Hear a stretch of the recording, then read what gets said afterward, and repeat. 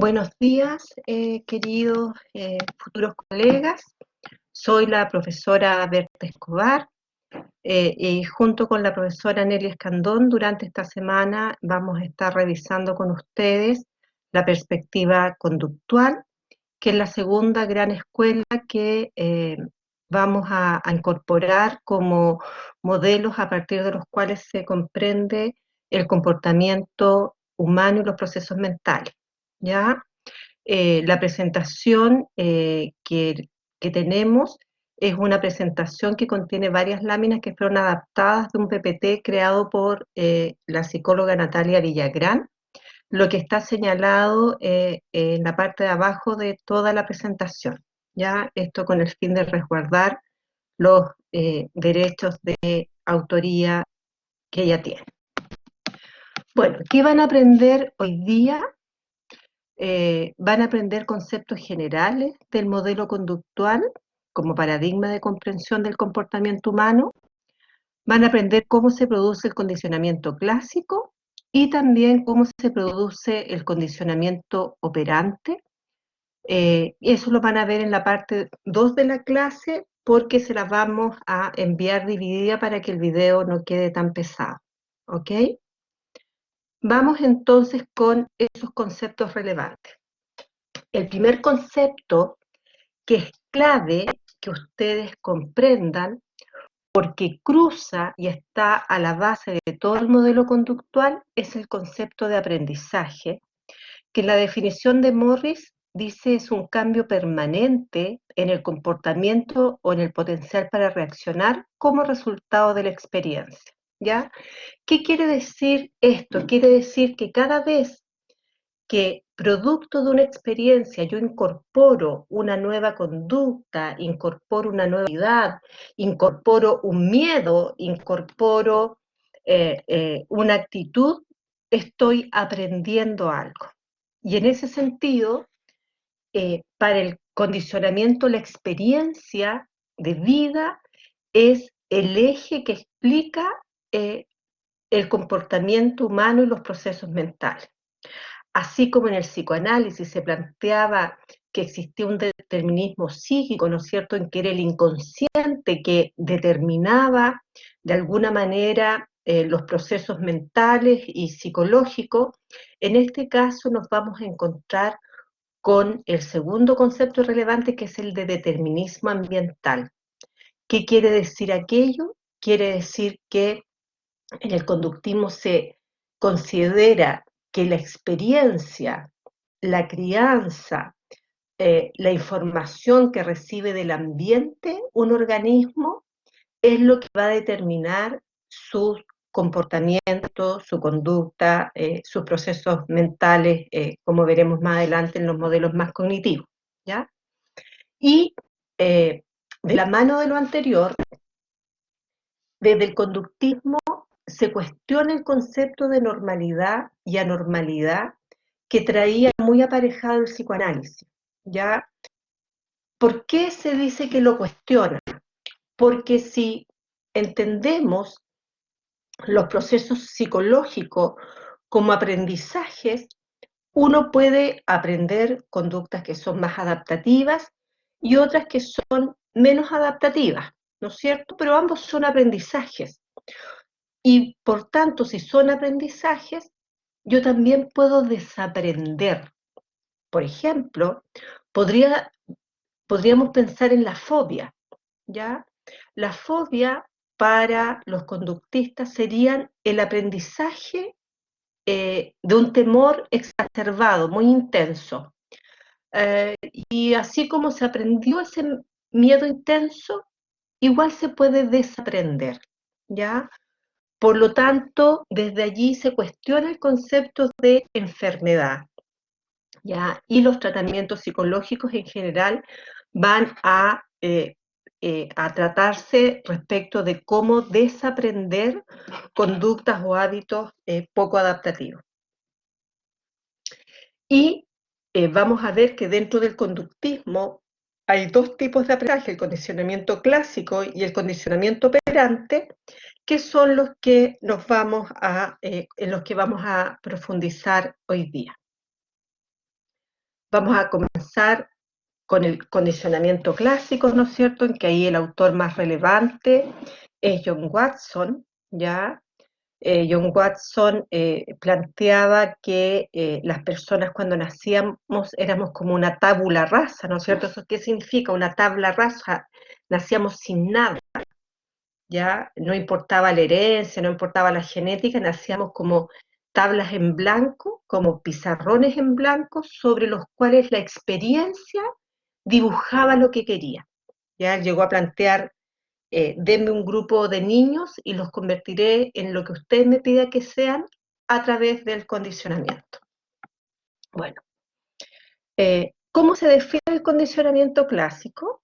Dice, es un tipo de aprendizaje en el que una respuesta provocada de manera natural por un estímulo, ¿ya?, llega a ser provocada por un estímulo diferente, ¿ya?, que previamente era neutral, ¿ya? Decimos que aquí hay un aprendizaje de respuestas, ¿ya? Para comprender el condicionamiento clásico hay 4 conceptos que son claves que ustedes comprendan, entiendan, recuerden, ya que son el de estímulo incondicionado, el de respuesta incondicionada, el de estímulo neutro o estímulo condicionado, y vamos a ver por qué puede llamarse de una u otra manera, y la respuesta condicionada.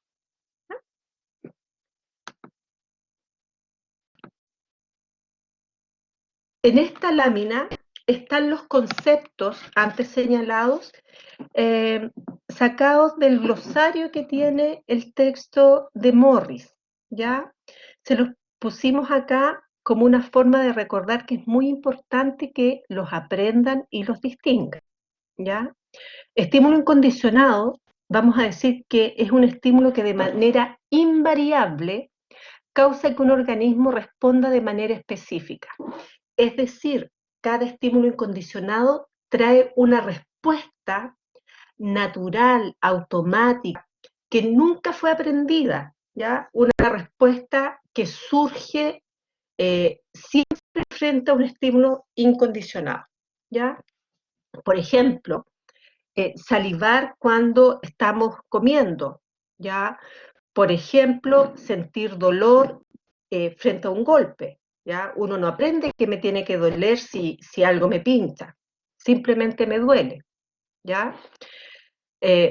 Y aparejado entonces con el estímulo incondicionado, vamos a encontrar la respuesta incondicionada, que es una respuesta que tiene lugar en un organismo siempre que se presenta un estímulo condicionado, ¿ya?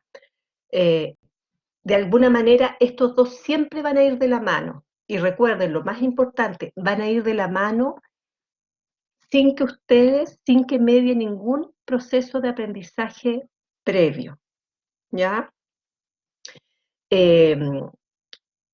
Por ejemplo, la respuesta de succión que tiene un bebé recién nacido cuando lo ponen en el pecho materno, esa es una respuesta incondicionada, y siendo el estímulo incondicionado, el contacto con el pecho, digamos. La respuesta de succión es una respuesta automática.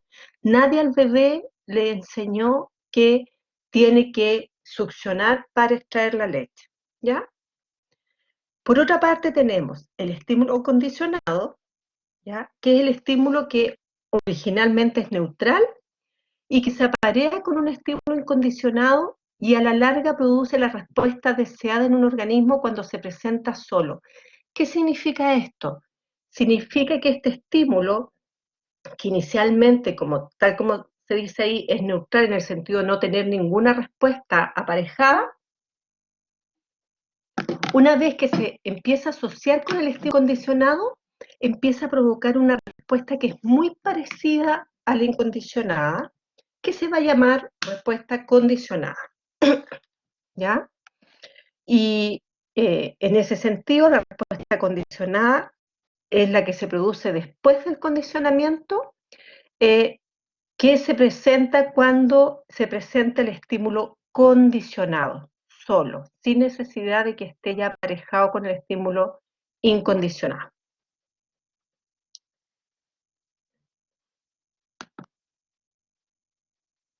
Aquí vamos a ver una pequeña reseña de cómo se, cómo se descubre este tipo de aprendizaje. Bueno, Iván Pavlov, que era un fisiólogo, él estaba haciendo unos estudios, unos experimentos para conocer más respecto de la salivación en los jugos gástricos en animales. Y él se dio cuenta de un fenómeno bastante particular, que fue el siguiente. En su experimento, él le daba comida a un perro, ¿ya? Y estudiaba la respuesta de salivación y de movimientos gástricos que se producían en el perro, ¿ya? Eh, y lo que hizo fue que fue asociando la comida con el sonido de una campana. Es decir, hacía sonar la campana, le daba la comida al perro y el perro obviamente salivaba por la comida. Pero después se dio cuenta que después de algunas repeticiones, el perro comenzó a salivar frente al sonido de la campana, ¿ya? Antes de que se le diera la comida o incluso sin la comida. Es decir, un estímulo que inicialmente era neutro, como el sonido de una campana, que no trae asociada ninguna respuesta específica, ¿ya? Cuando sonaba esa campana, el perro presentaba una respuesta muy similar a la respuesta incondicionada, y esta era la respuesta llamada condicionada, ¿ya? Vamos a volver al ejemplo de Pavlov en un momento más para que lo puedan ver más como un esquema, ¿ya? Eh, si uno piensa en el condicionamiento clásico, entonces como procedimiento, vamos a decir que para la adquisición se presentan dos acontecimientos o estímulos para que al asociarlos se produzca un aprendizaje. El primer acontecimiento que se asocia es el estímulo neutro, ¿no es cierto? Que la persona lo nota, sabe, pero no causa ningún efecto ni reacción, ¿ya? Y que se asocia con un segundo acontecimiento que sí tiene un efecto de reacción que le vamos a llamar estímulo incondicionado, ¿ya? Después que se asocian, el estímulo neutro se transforma en estímulo condicionado. Si miramos el que está abajo, lo vamos a ir mirando por columnas, ¿no es cierto? Tenemos primero un estímulo neutro que no produce ningún efecto o ninguna respuesta. En la segunda columna ya empezamos a ver cómo se asocia el estímulo neutro con el estímulo incondicionado. Esa asociación se produce varias veces, aquí la grafiqué por lo menos 3 veces, y posteriormente, cuando ya se ha producido esa asociación, surge el estímulo condicionado que provoca una respuesta muy similar a la respuesta incondicionada, ¿ya?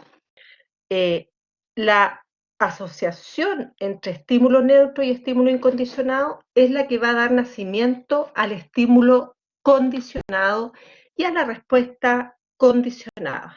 Aquí dice, el estímulo condicionado predice la aparición del estímulo incondicionado aunque no esté, ya, aunque no esté el estímulo incondicionado. ¿Cómo ocurre esto? En el ejemplo de Pavlov, ¿no es cierto? En que vimos que el perrito salivaba cada vez que escucha la campana. Tenemos en primer lugar la campana, que es un estímulo neutro. ¿Y por qué es un estímulo neutro? Vamos a volver a repetir, porque no tiene asociada una respuesta particular determinada.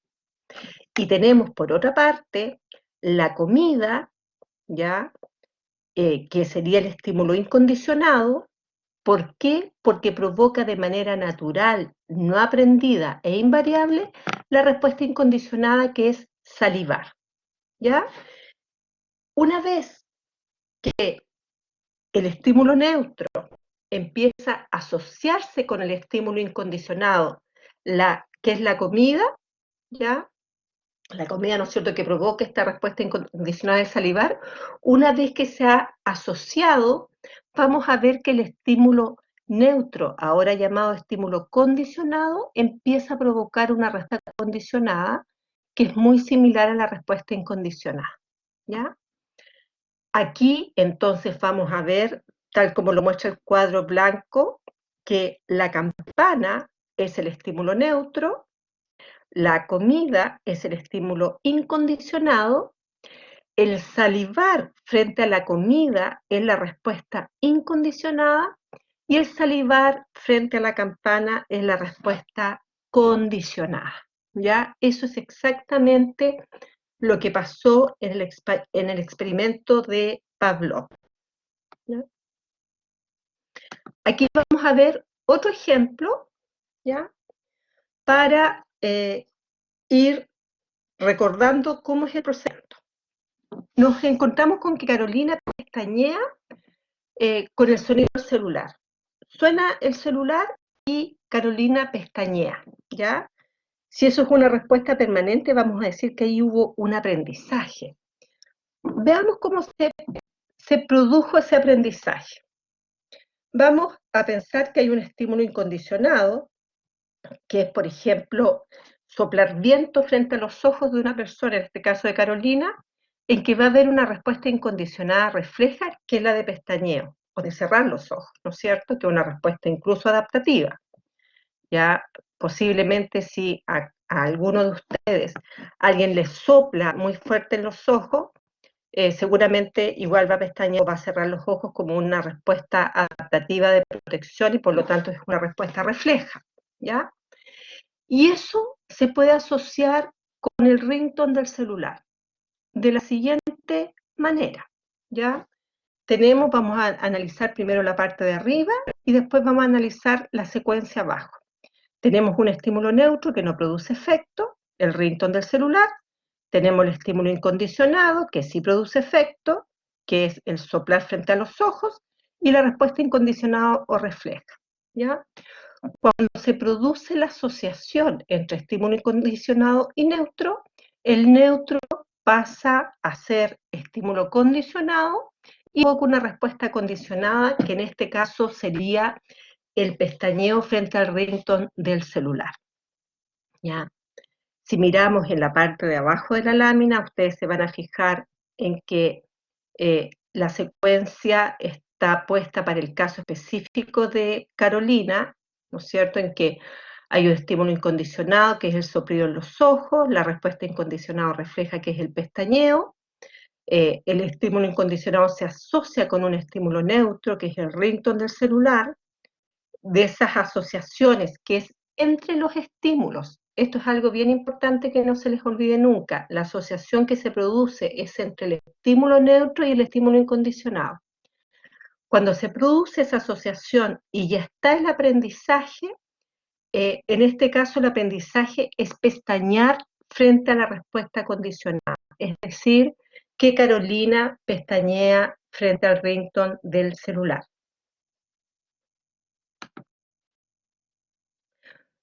Vamos a mirar acá otro ejemplo, ¿ya? Vamos a pensar en Anita, que llora cada vez que ve un uniforme blanco, ¿ya? Que esto puede ser algo que a ustedes también les haya ocurrido en algún momento de su vida, ¿ya? Un estímulo incondicionado como la vacuna, como el que te pinchen, provoca una respuesta incondicionada que es dolor, ¿no es cierto? Dolor y llanto. Ya en el caso de los niños expresan el dolor con llanto automáticamente. Entonces, esa respuesta es una respuesta que no es aprendida. Ya nadie te dice que cuando te ponen una vacuna te va a doler. Te duele sencillamente. Es una respuesta refleja la respuesta del dolor. Pero ¿quién nos pone la vacuna? Habitualmente una enfermera. Y la enfermera se ve de blanco, ¿no es cierto? Entonces, se asocia este estímulo neutro en que, en estricto rigor, una enfermera, un uniforme blanco no provoca en sí mismo ninguna respuesta, pero como se asocia con la vacuna, ya a veces esa asociación puede haberse producido una sola vez, ¿cierto? Se asocia la vacuna con la persona que puso la vacuna, después el miedo o el llanto que era inicialmente hacia la vacuna empieza a ser también una respuesta cuando Anita ve a la persona vestida de blanco. En este caso, los uniformes blancos son el estímulo neutro, sí, muy bien. Las vacunas son el estímulo incondicionado. Llorar frente a la vacuna es la respuesta incondicionada y llorar frente al uniforme blanco es la respuesta condicionada. ¿Ya? Les sugerimos que cuando estén estudiando revisen estas láminas para como una manera de chequear si están comprendiendo bien el procedimiento de adquisición del aprendizaje en el condicionamiento clásico. Bueno, revisamos, ¿no es cierto?, la adquisición, que es cómo desarrollamos las respuestas condicionadas, y vamos a revisar después cómo eliminamos esas respuestas condicionadas, ¿ya? Pero para cerrar lo de adquisición, voy a dar un par de elementos que son relevantes. Uno tiene que ver con la secuencia de la presentación del estímulo condicionado con relación al estímulo incondicionado, ¿ya? Se ha visto que el condicionamiento tiene el mejor resultado de aprendizaje cuando el estímulo condicionado, en este caso la campana, en el caso de Pavlov, viene antes del estímulo incondicionado, ¿ya? En el caso de la comida, ¿ya? Por lo tanto, en términos de secuencia de presentación, para la adquisición es siempre mejor cuando el estímulo condicionado va antes que el incondicionado. A eso le vamos a llamar condicionamiento adelantado. En cambio, en el condicionamiento atrasado, que es cuando el estímulo condicionado va después del estímulo incondicionado, es mucho más débil o simplemente no se produce el aprendizaje. ¿Por qué? Porque el valor que tiene el estímulo condicionado antes es que le da una indicación al organismo de lo que está a punto de suceder. Pero si va después del estímulo incondicionado, pierde esa capacidad de ser una anticipación.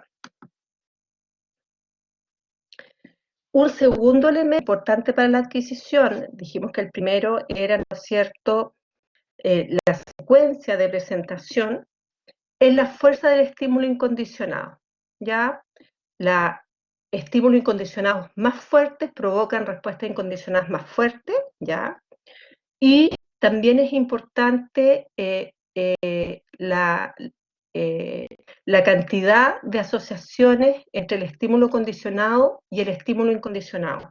Habitualmente, mientras más asociaciones se producen, más repeticiones en la asociación, es más fuerte el condicionamiento del aprendizaje que se produce. Esto no necesariamente es así, porque cuando hay un estímulo incondicionado cuya intensidad es muy alta, ¿ya? Puede quedar una asociación, puede quedar un condicionamiento fijado, como pudiera uno pensar en los temores que quedaron asociados al terremoto que hubo el año 2010, en que muchas personas asociaron el lugar donde estaban o la parte de la casa o su cama con el terremoto, y después quedaron, por ejemplo, con miedos para dormir en esa pieza o en esa cama, ¿ya?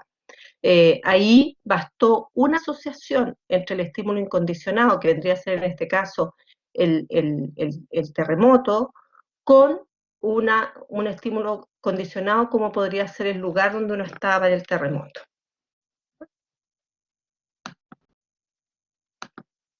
Vamos a ver la extinción, ¿ya?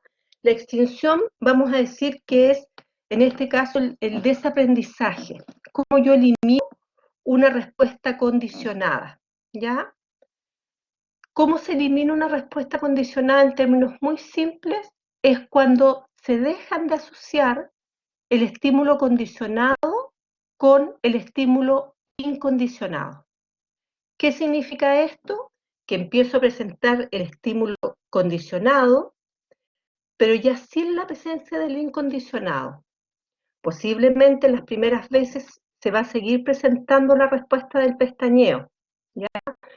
Pero cuando deja de asociarse eh, el, el ringtone del celular con el soplido en los ojos, probablemente se va a extinguir, va a desaparecer la respuesta frente al estímulo condicionado, ¿ya? Entonces, la extinción en el condicionamiento clásico se produce cuando se presenta solo el estímulo condicionado sin el estímulo incondicionado. O dicho de otra manera, cuando dejan de presentarse asociados el estímulo condicionado con el estímulo incondicionado. Ahí se produce la extinción de la respuesta, ¿ya? Cuando ustedes revisen el capítulo de Morris, se van a dar cuenta que la terapeuta que trató a Albertito, ¿no es cierto?, en su fobia, lo que hizo fue que se extinguiera el miedo porque empezó a mostrarle las ratitas o las cosas que tenía miedo sin el sonido fuerte con el que él lo había asociado y de ahí había nacido el miedo. Esa es extinción. Y también existe otro proceso que es la recuperación espontánea. ¿Qué significa esto? Significa que la respuesta condicionada recupera algo de la fuerza perdida durante la extinción y vuelve a reaparecer de manera automática. ¿Ya? Un estímulo condicionado, entonces, que había perdido la capacidad de provocar una respuesta condicionada, de pronto, en algún momento del tiempo, vuelve a aparecer esa respuesta condicionada. Por eso se llama recuperación espontánea, porque no es que exista una nueva asociación entre estímulo incondicionado y condicionado, sino que automáticamente, de manera espontánea, en alguna oportunidad que se presente el estímulo condicionado, vuelve a aparecer. Y vamos a ver, digamos, aquí en una línea la relación que existe entre adquisición, extinción y recuperación espontánea. Vamos a ver que la adquisición es por el pareamiento del estímulo condicionado y el estímulo incondicionado, ¿ya? Vamos a ver que en la extinción se presenta el estímulo condicionado solo y decrece la fuerza de la respuesta condicionado, ¿ya?